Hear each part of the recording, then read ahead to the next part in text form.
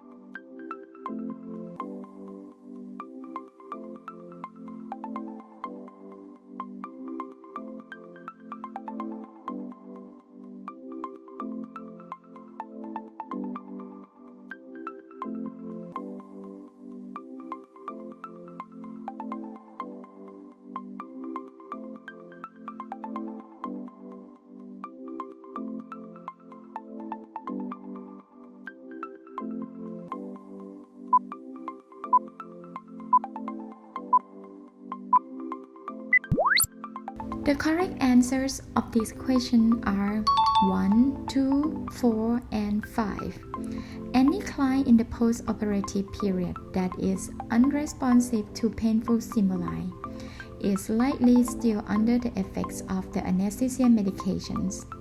Naloxone will only temporarily reverse the effects of those opioid medications, but the half-life will wearing off in only 1 to 2 hours. Nurse should reassess the client's respiratory rate and administer oxygen for respiratory support. The healthcare provider shall be notified for the current condition of this patient, and the second dose of naloxone will be prepared and administered as prescribed.